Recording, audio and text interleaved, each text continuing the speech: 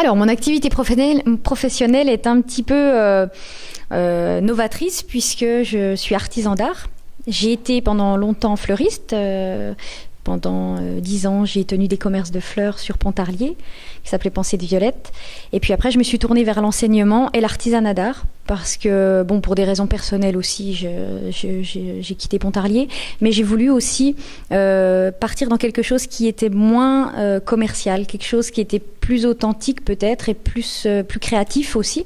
Et je me suis donc installée en tant qu'artisan d'art. Et donc j'ai créé un petit peu cette profession d'artisan d'art en art végétal, puisque j'ai dû batailler à Paris pour faire accepter le fait que on pouvait tout à fait être artisan d'art et faire des choses pérennes avec de la mousse, du lichen, des écorces, au même titre qu'un potier, lui, va utiliser l'argile, ou un ébéniste le bois. Moi, je faisais des réalisations, des créations, des sculptures, des tableaux, des luminaires à base de végétaux, donc des végétaux pérennes, voilà, qui sont séchés, ou d'autres naturels lyophilisés. Donc la plupart, j'en ramène quand je vais donner des cours au Japon, parce qu'au Japon, ils ont beaucoup plus développé la fleur lyophilisée que nous en France.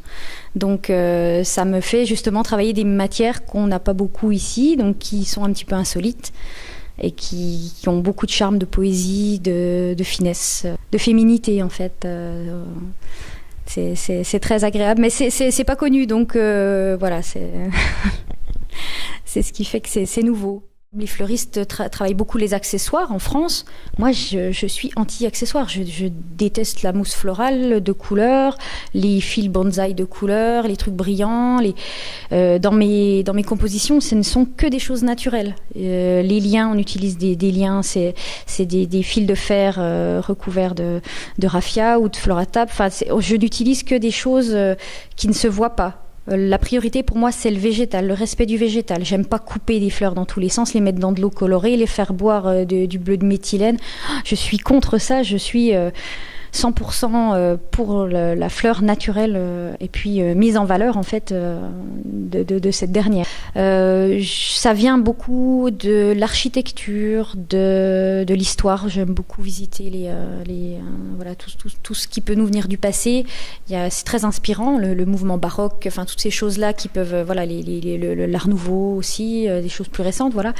Mais qu'est-ce qu'il pourrait y avoir Je vais pas être vraiment inspirée par le monde de la mode, tout ça, c'est pas vraiment moi, je vais être très inspirée plutôt par le monde de la cuisine, des grands chefs. C'est un monde que j'adore, et puis je travaille beaucoup avec des chefs j'ai fait récemment un beau décor pour Jean-Paul Jeunet à Arbois. Les ateliers, donc je donne des cours donc qui sont accessibles à tous, toutes les semaines, à Besançon le mercredi après-midi à 14h et le même cours à 18h30. Donc c'est des cours qui durent à peu près 2h30, 3h. Les niveaux, il n'y a pas vraiment besoin d'avoir de connaissances en art floral, surtout pour venir au niveau 1 et niveau 2. C'est plutôt une question de manualité, de patience, de dextérité. Moi je guide, je suis là vraiment pour apprendre les techniques, donc souvent des techniques de fleuriste ou des techniques que moi j'ai mises au point. Et puis voilà, elles créent, elles reproduisent pas exactement, elles s'inspirent de ce que j'ai montré en démonstration.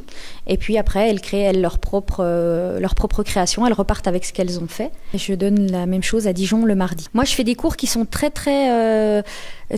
libres, très très cool, parce que on est tous dans des vies un petit peu stressantes, trépidantes, où on est pris à droite, à gauche. Moi, la première, je pourrais pas m'astreindre à aller tous les lundis soirs, par exemple, faire un cours. Je sais que je pourrais pas parce que j'ai trop de choses. Et j'estime que les gens sont un petit peu tous dans le même cas que moi, même des jeunes retraités, ils ont jamais le temps. Donc, j'aime mieux que les personnes viennent à la carte comme elles ont envie, selon voilà enfin déjà si le design leur plaît, donc elles voient sur internet le programme, et j'envoie aussi une newsletter à mes abonnés. Donc selon voilà, si le design leur plaît, et puis après elles me demandent si au niveau du niveau, celle que je connais, si c'est accessible, donc là il n'y a pas de problème. Je leur fais toujours travailler des fleurs fraîches de la plante. Il y a aussi des cours pour les enfants. J'ai des journées sur Besançon où le matin on part avec les baskets et puis on va le long du Doubs ou alors sous la citadelle qui est juste à côté de l'atelier et puis pendant 1 heure on va récolter, on va herboriser, voilà, j'explique un petit peu les différents végétaux, une petite reconnaissance botanique et puis après on revient à l'atelier, on crée ensemble un premier design qui est un petit peu plus compliqué, après on déjeune ensemble et puis l'après-midi on travaille autour d'une plante et on fait encore un 3e petit sujet qui est souvent quelque chose un petit peu ludique, une baguette de fée, un insecte végétal, voilà quelque chose un petit peu sympa, plus facile. Et puis voilà, la journée se termine. C'est vrai que c'est incroyable. On a l'impression c'est presque mieux qu'un spa.